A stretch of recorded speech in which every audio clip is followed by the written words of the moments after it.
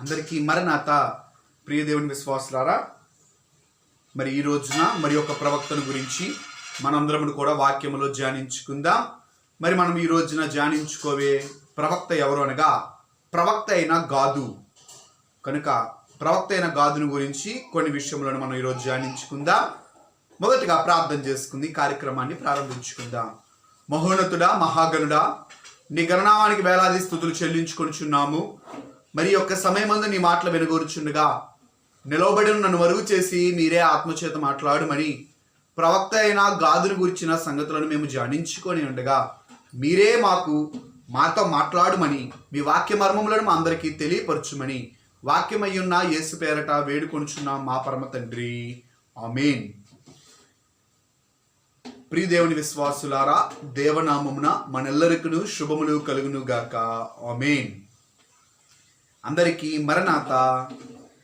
మరి ఈ రోజున మనము ప్రవక్త అయిన గాదును గురించి కొన్ని విషయాలు ధ్యానించుకుందాం.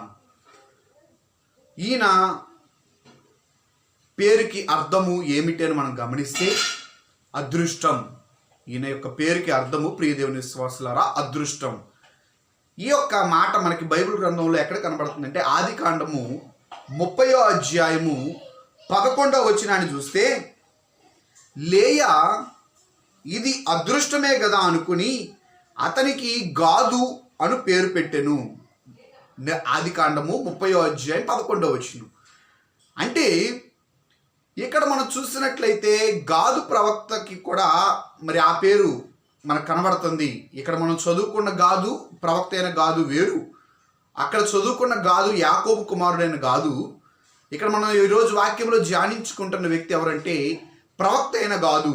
ఈయన ఏ కాలమందు పనిచేశాడు, ఏ కాలమందు ప్రవచించాడు అని మనం చూస్తే, ఈయన 10వ శతాబ్దంలో, క్రీస్తు పూర్వం 10వ శతాబ్దంలో పనిచేసినట్లుగా, మరి అదే విధంగా ఈయన దావీదు మహారాజు కాలమందు, దావీదు మహారాజు యొక్క సంస్థానములో నాతానుతో పాటు ఉన్న మరి ఒక ప్రవక్తగా కనబడుతున్నాడు.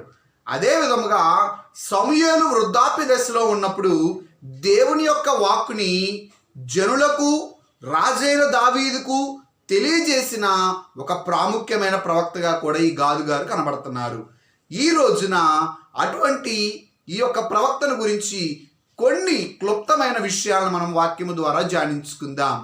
మొట్టమొదటిగా గాదు ప్రవక్త గురించి ఎక్కడ రాయబడి ఉంది మొట్టమొదటిగా అని మనం చూస్తే, సమూయేలు మొదటి గ్రంథము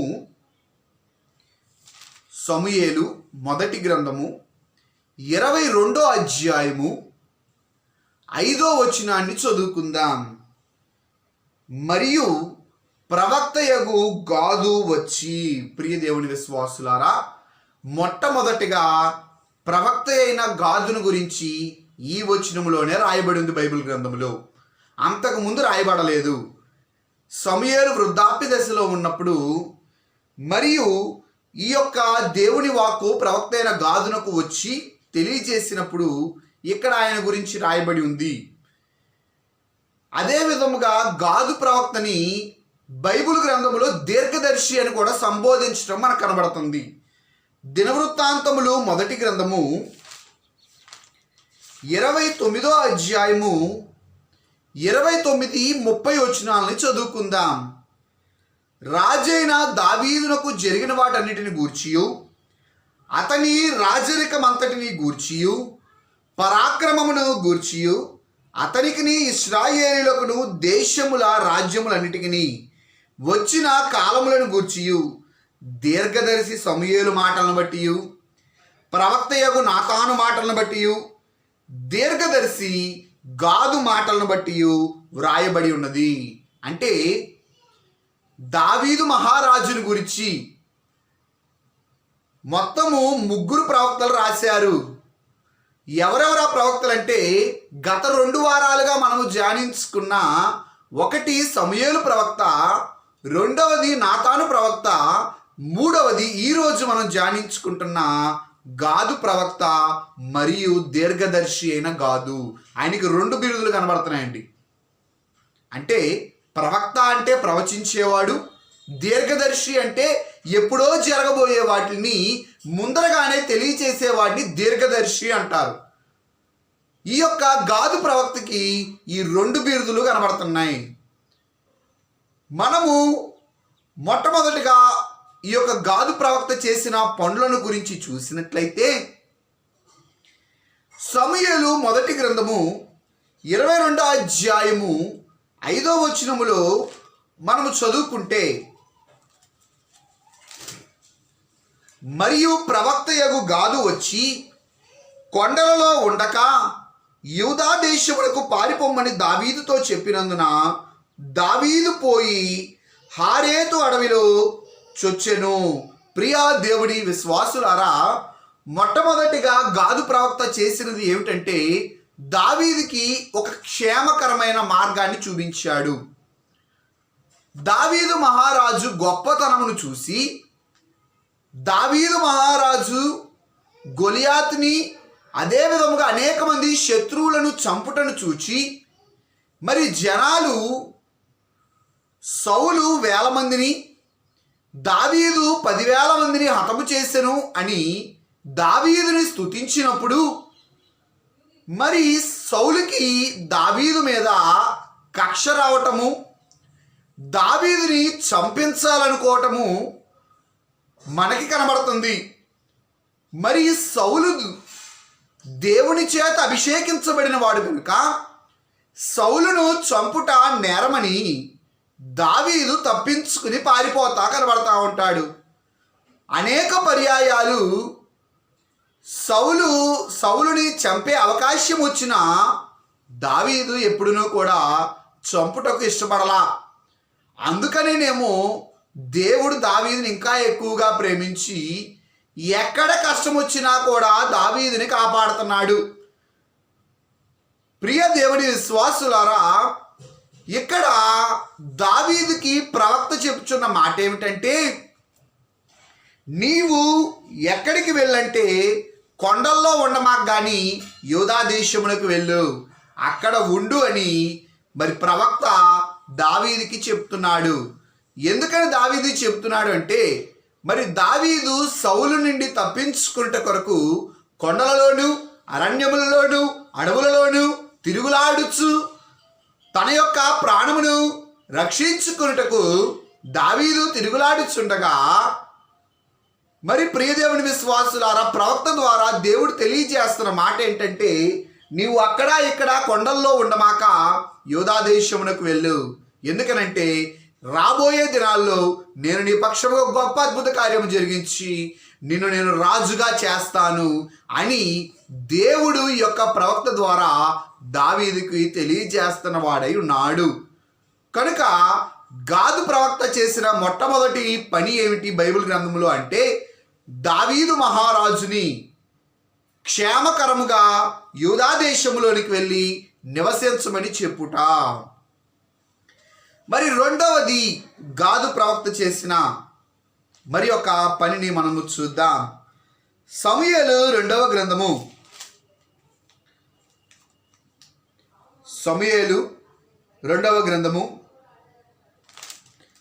24వ అధ్యాయము. సమూయేలు 2వ గ్రంథము 24వ అధ్యాయము 10, 11, 12 వచనాలను చదువుకుందాం. జనసంఖ్య చూచినందుకై దావీదు మనసు కొట్టుకొనగా అతడు, నేను చేసిన పని వలన గొప్ప పాపము కట్టుకొంటిని, నేను ఎంతో అవివేకినై దాన్ని చేసి తిని, యెహోవా కరుణయుంచి నీ దాసుడనైన నా దోషమును పరిహరింపమని యెహోవాతో మనవి చేయగా, ఉదయమున దావీదు లేచినప్పుడు దావీదునకు దీర్ఘదర్శియగు గాదునకు యెహోవా వాక్కు ప్రత్యక్షమై ఇలాగో సెలవిచ్చెను.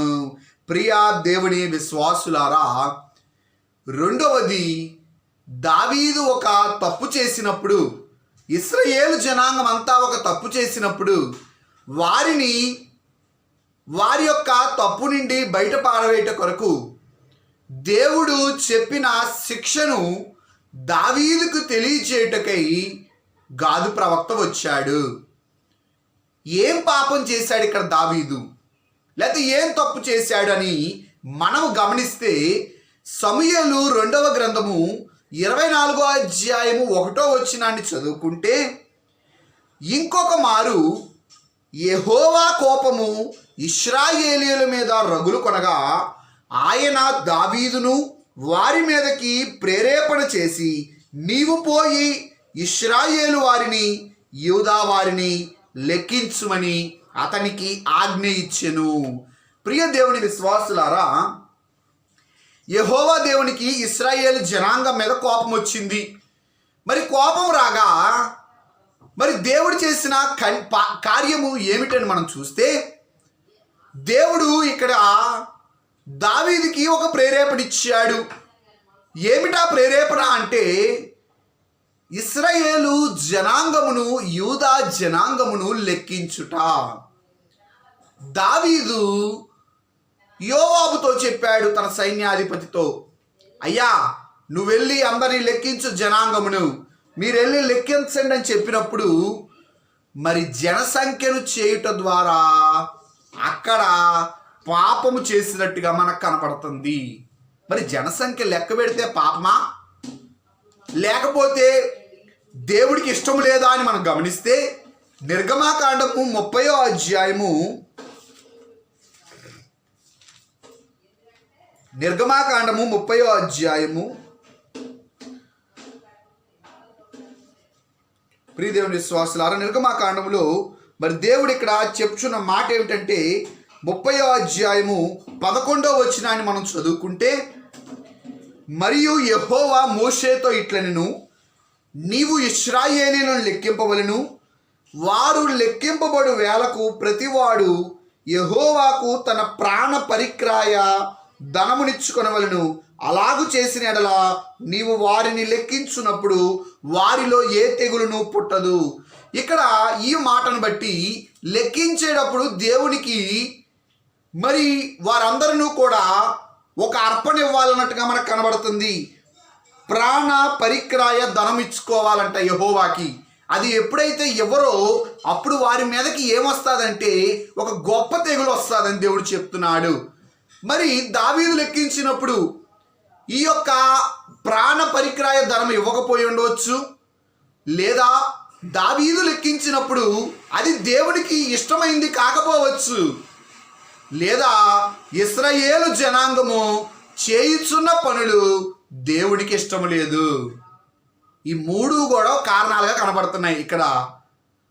ఎందుకనంటే ఎక్కడైనా జనసంఖ్య లెక్కించడం తప్పు కాదు, కానీ ప్రియదేవుని విశ్వాసులారా, ఇక్కడ దావీదు మహారాజు తన ఘనత కొరకు, నా దగ్గర ఎంత సైన్యం ఉంది అని ఆర్భాటం చెప్పుకుంటే కొరకు అవ్వచ్చు, లేకపోతే ఇశ్రాయేలీలు మరి వారు చేసిన పాపములను బట్టి, వారిలో ఉన్న గర్వమును బట్టి దేవుడు ఇచ్చిన శిక్షను పంపించి ఉండవచ్చు ప్రవక్త ద్వారా.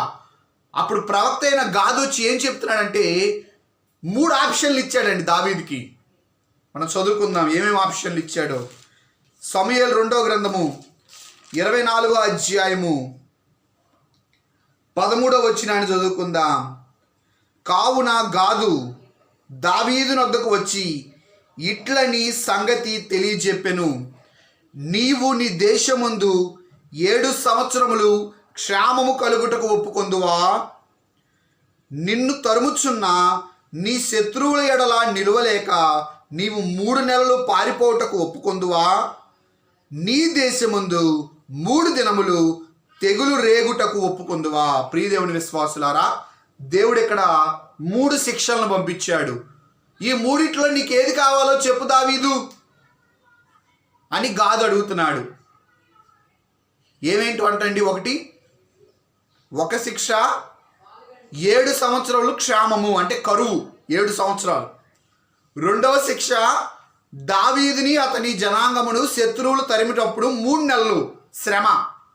3వ శిక్ష దేవుడే వారిని 3 దినములు శిక్షిస్తాడంట, ఒక తెగులు వస్తుంది వాళ్ళ మీదకి. అప్పుడు దావీదు చెప్తాడు, అయ్యా గాదు ప్రవక్త, నేను పాపం చేశా, నేను తప్పు చేశా, కానీ కరువు తెచ్చుకుని జనాలందరూ ఇబ్బంది పడటం కంటే, లేకపోతే ఈ యొక్క శత్రువుల చేతిలో మేము శ్రమ అనుభవించడం కంటే మా దేవుని చేతిలో మేము శ్రమ అనుభవించడం మాకు మంచిది అని చెప్పి, మా దేవుడైన యెహోవా గొప్పవాడు, కనికరము కలవాడు, ఆయన చేతిలోనే మేము శ్రమ అనుభవిస్తామనగా గాదు ప్రవక్త దేవుడికి అదే తెలియజేశాడు. అయ్యా 3 దినములు మరి నువ్వు పంపించే తెగులు అనుభవించడానికి మీరు సిద్ధంగా ఉన్నారు అని చెప్పినప్పుడు, మరి ఆ యొక్క తెగులు మరి వారి మీదకి రాగా ఆ యొక్క యెరూషలేములో, ఆ యొక్క యోదయ దేశంలో, ఇశ్రాయేలు జనాంగంలో సుమారు 70,000 మంది చనిపోయినట్లుగా బైబిల్ గ్రంథం తెలియజేస్తుంది.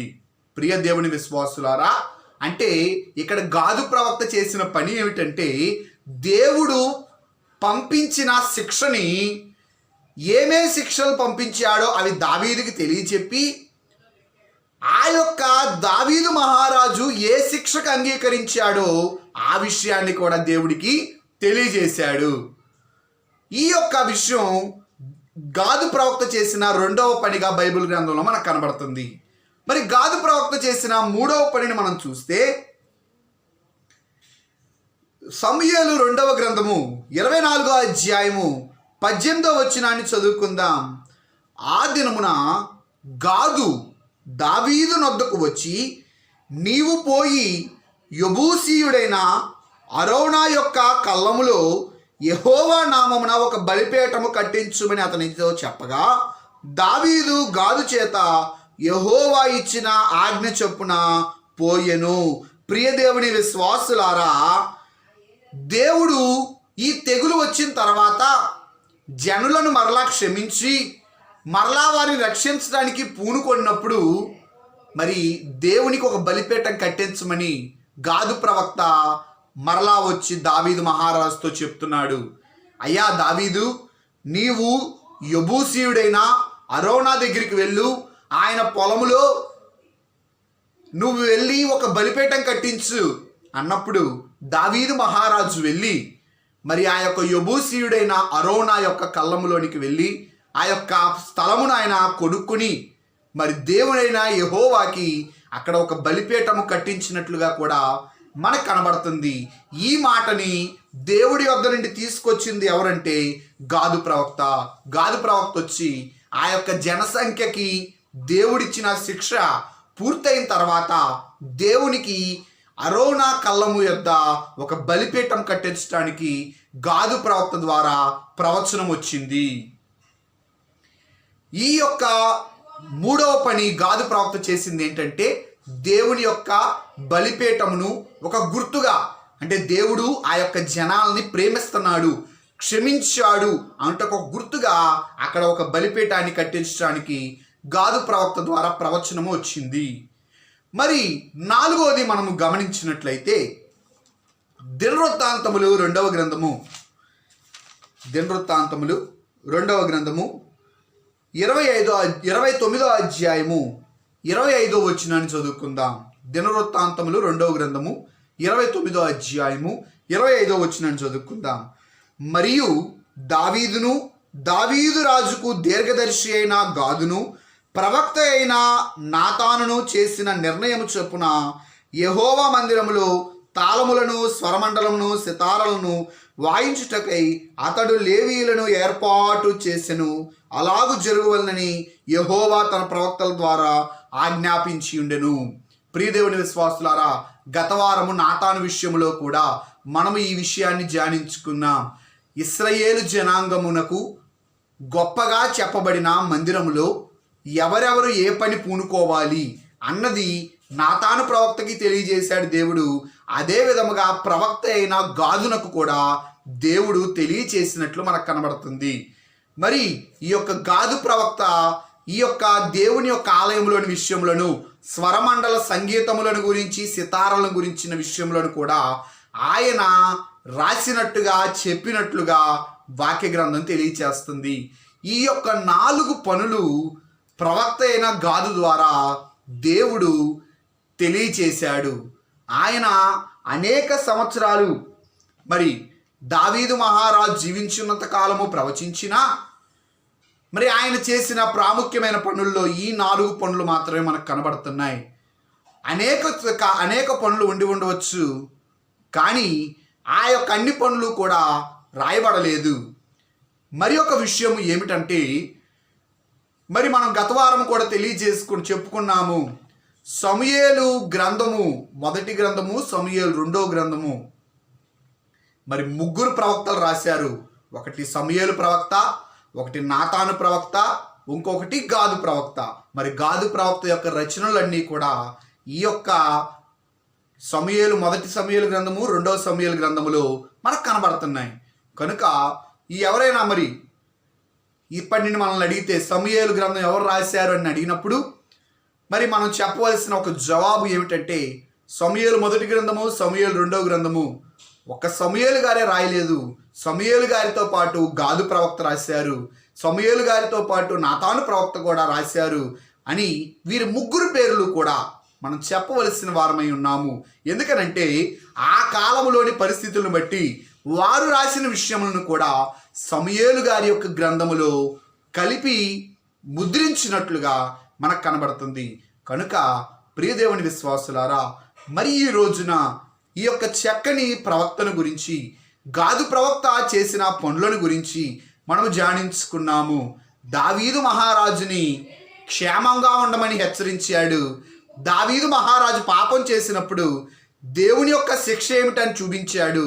ఆ యొక్క శిక్ష తర్వాత దేవుడు క్షమించినప్పుడు దావీదుతో చెప్పిన మాట, ఒక బలిపీఠం కట్టించమన్నాడు. దేవుని మందిరములో ఉండవలసిన వాటికి కావలసినవన్నీ కూడా ఎలా ఉండాలో కూడా ఆయన చూపించిన వాడై ఉన్నాడు, రాసిన వాడై ఉన్నాడు. కనుక ఈ 4 ప్రాముఖ్యమైన విషయములను మనందరికీ కూడా గాదు ప్రవక్త యొక్క జీవితం తెలియచేస్తుంది.